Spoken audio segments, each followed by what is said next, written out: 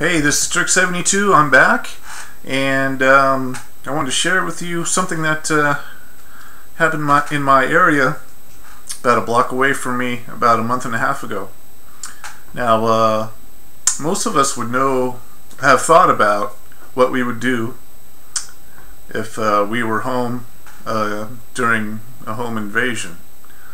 I'm not saying the decisions would be easy, but you gotta protect yourself and your family and do what you have to do. But there's something that happened in my area that made me think about things in a whole different way. So what if you were outside, maybe driving, walking, riding your bike, whatever, and you come upon a home invasion in progress? Maybe it's a stranger's home, maybe it's a neighbor's home. What if it's your home? And you're not sure if family members are home. You don't know if you're not sure if children may be present in the home at the time. Let's say it's during the day, which at least a good 50% of home invasions do occur during the day. And have you thought about what you would do if you just strolled upon a home invasion? Or even something that looked highly suspicious, but you weren't completely sure if a home invasion was in progress. It's important to think about because you only have a few seconds to implement your plan of action. So let me tell you about what happened in my area. Think about what you would do, and then we can have a discussion. So in this instance, someone was driving home from work, a woman, and she's coming up to her driveway, and she sees a car in her driveway that she doesn't recognize. And there's a woman in the car that she also does not recognize. Let's just say she's in the passenger seat. I'm not sure of that, but I'm going to display the scenario as realistically as I can. So she sees a strange car with a strange woman in the driveway. She's married, she has children. She does not believe any children are home at the time. But here she is. She comes upon this strange person in a strange car. She's not really sure of if any crime is being committed besides simple trespassing. So what do? Do you just kind of stop and observe for a little bit? Do you immediately call police? Do you confront the person? Do you immediately run inside the home? What's the best thing to do?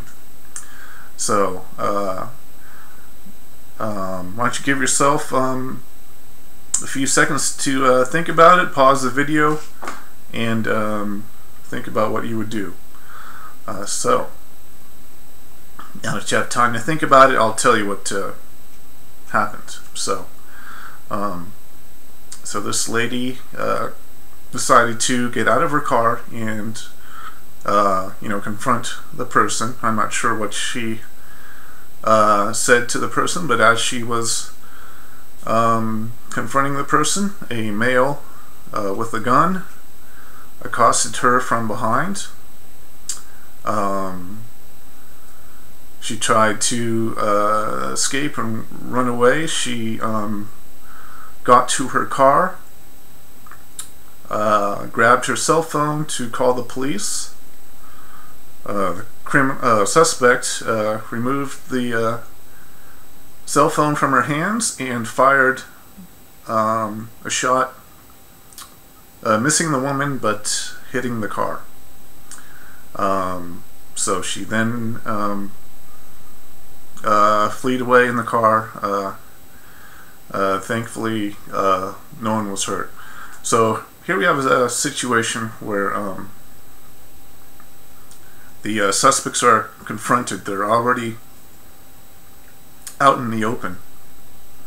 They have the full ability to flee, to get in their car and run, but they decide to use lethal force and fire their weapon. So they weren't cornered.